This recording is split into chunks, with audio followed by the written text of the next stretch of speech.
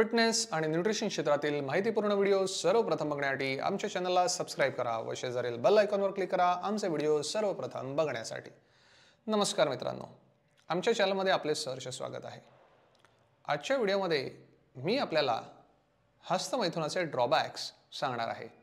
हस्तमैथुन ही एक कॉमन आणि निरोगी सेक्शुअल ॲक्टिव्हिटी मानली जात असली तरी ही अति किंवा सक्तीने केल्याने त्याचे काही तोटे आपल्या शरीरावर होतात आणि मनावरही काही नकारात्मक परिणाम होतात। सो हे लक्षात घेणे महत्त्वाचे आहे की वैयक्तिक अनुभव वेगवेगळे असतात आणि एका व्यक्तीसाठी जो ड्रॉबॅक आहे तो दुसऱ्यासाठी ड्रॉबॅक असेल असं नाही। हस्तमैथुनाचे काही संभाव्य तोटे समजून घेण्यासाठी आता आपण काही पॉइंट्स बघू। Number 1, negative impact on relationship, नात्यांवर नकारात्मक प्रभाव। अति प्रमाणातील हस्तमैथुन विशेषतः जर ते नातेसंबंधातील अटॅचमेंटमध्ये प्रॉब्लेम आणत असेल तर नातेसंबंधांमध्ये कम्युनिकेशन प्रॉब्लेम किंवा आपल्या पार्टनरसोबत इमोशनल डिस्टन्स हा निर्माण होतो। Number 2, physical soreness or discomfort, शारीरिक वेदना किंवा अस्वस्थता।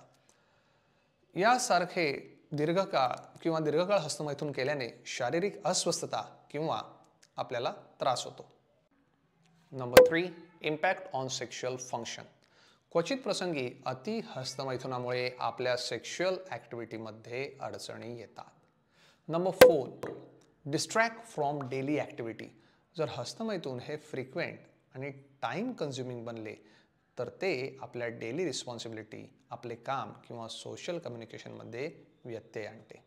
Number 5, potential for addiction or compulsive behaviour. काही केसेसमध्ये व्यक्ती रोजच्या सवयीमुळे सक्तीने हस्तमैथुन करतात, जे मानसिक आरोग्याच्या समस्येचे लक्षण असते, ज्यामुळे त्या व्यक्तीला स्ट्रेस किंवा इमोशनल इश्यू सॉल्व्ह करायला अडचणी येतात। हस्तमैथुनाचा अतिरेक आपल्या टोटल हेल्थवर परिणाम करते।